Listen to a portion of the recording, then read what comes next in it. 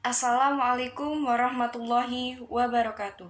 Perkenalkan, nama saya Sifa Aulia Rahma dari kelas 3A Pendidikan Bahasa dan Sastra Indonesia dengan NPM 204100306. Di sini saya akan mengulas mengenai perjalanan saya mengenal puisi.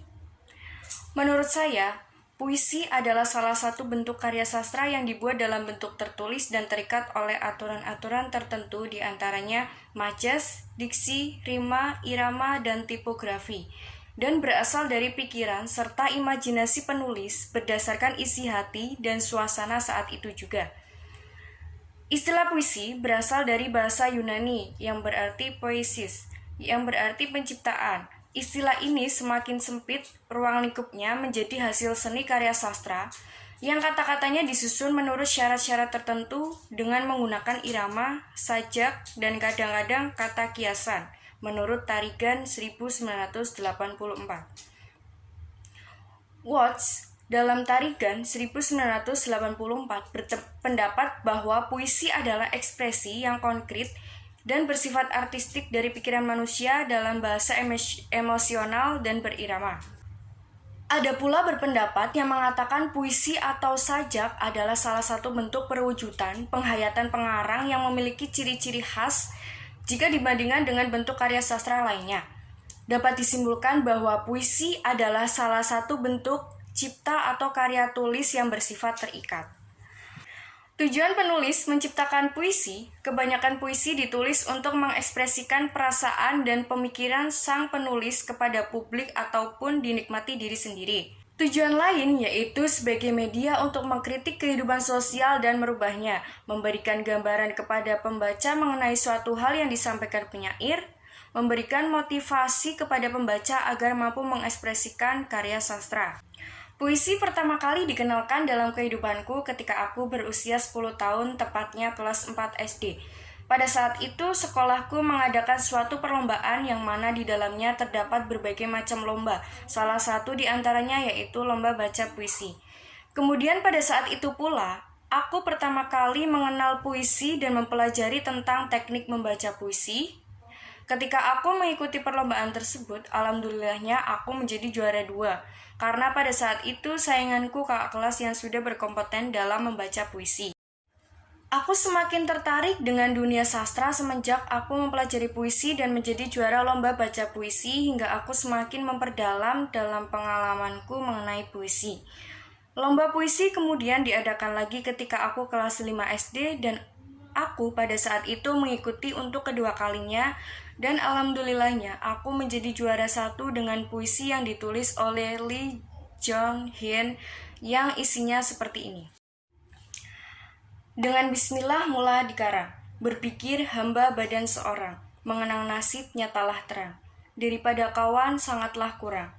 Telah lama hamba pikirkan, di dalam taman hamba perhatikan. Saudara dibanding selalu dinantikan, tetapi tidak hamba dapatkan.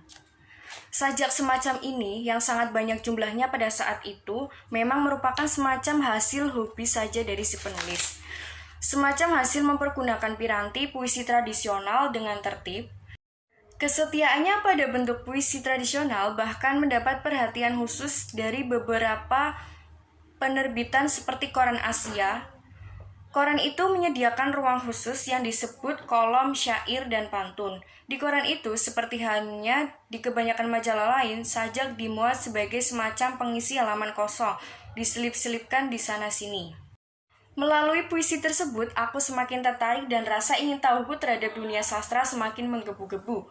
Kemudian aku memulai mengumpulkan beberapa referensi-referensi mengenai buku puisi, kumpulan puisi, teknik pembacaan puisi, maupun buku yang mengenai penjelasan-penjelasan puisi. Hingga akhirnya aku mengikuti lomba puisi untuk selanjutnya, dan yang kali ini satu tingkat lebih tinggi dari sekolah, yaitu tingkat kecamatan. Namun sayangnya aku tidak mendapatkan juara 1, 2, ataupun 3. Yang aku dapatkan yaitu juara harapan 2. Aku di sana bertemu dengan teman-temanku yang menurutku mahir dalam pembacaan puisi. Pengalamanku bertambah ketika aku mengikuti lomba puisi tingkat kecamatan. Di sana aku menemukan tentang berbagai ragam cara pembacaan puisi, judul-judul puisi yang bagus dan keren, dan penjiwaan dalam pembacaan puisi. Ketika aku menginjak kelas 7 SMP, aku memanfaatkan waktu luangku untuk menulis puisi karyaku. Memang tidak semahir dan sebagus tokoh-tokoh penyair puisi dalam menulis puisi, namun suatu kebanggaan sendiri ketika aku berhasil menulis puisi dengan lebih dari satu judul.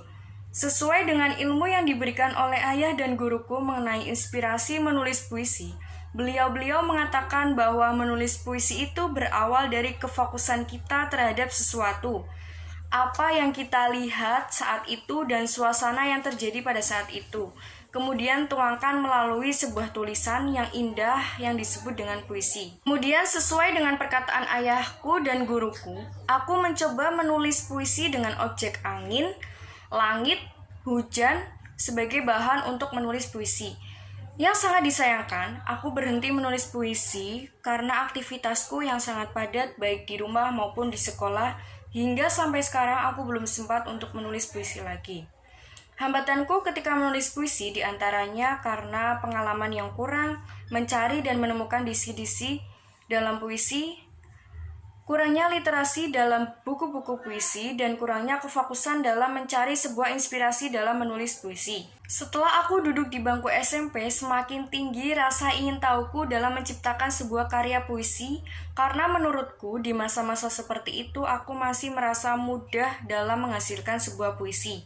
Menginjak kelas 9, aku mencoba memperdalam puisi dengan mengajak ngobrol santai dengan guru bahasa Indonesiaku. Saat itu aku memulainya dengan bertanya, mengapa beliau tertarik dengan dunia sastra. Kemudian beliau menjelaskan, karena dalam mempelajari sastra itu sangat menarik, terutama dalam karya sastra seperti cerpen, puisi, prosa, pidato, dan lain sebagainya. Berkat beliau, rasa ketertarikanku dalam dunia sastra semakin yakin dalam mengambil jurusan bahasa, terutama bahasa dan sastra Indonesia. Menginjak SMA, aku langsung memilih jurusan bahasa dan budaya karena basicku dengan dunia sastra sudah ada dan menurutku bekal dasar untuk mempelajari sastra sudah aku dapatkan.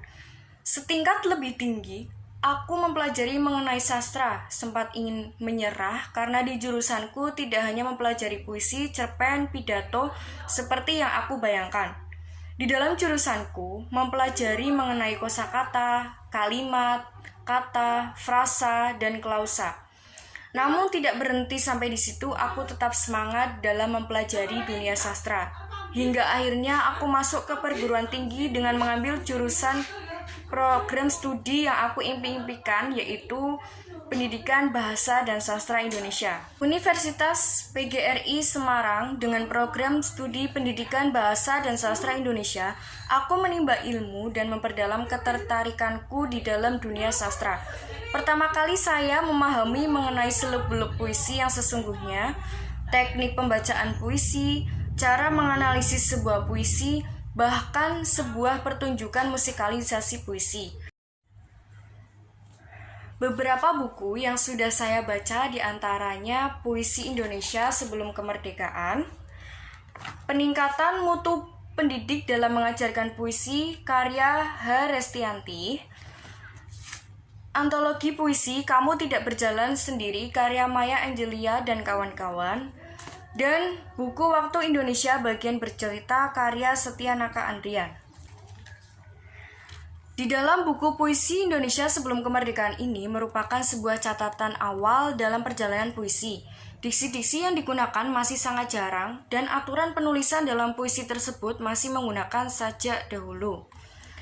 Kemudian, di dalam buku Peningkatan Mutu Pendidik dalam Mengajarkan Puisi karya H. Restianti menjelaskan mengenai pengertian puisi, teknik-teknik pengajaran puisi kepada peserta didik, beberapa contoh-contoh puisi yang disebutkan, dan menjelaskan mengenai fungsi serta manfaat dalam mendalami sebuah karya sastra terutama puisi.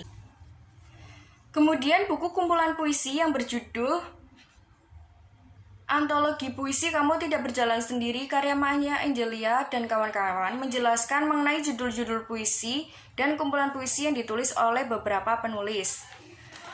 Dan yang terakhir, buku kumpulan puisi yang berjudul Waktu Indonesia Bagian Bercerita karya Setia Naka Andrian, isinya mengenai kumpulan-kumpulan puisi yang diciptakan oleh si penulis, yaitu Setyanaka Andrian, dan di dalam puisi tersebut terdapat banyak diksi-diksi cantik yang dimunculkan, serta cerminan seseorang dalam kehidupan sehari-hari dan lain sebagainya.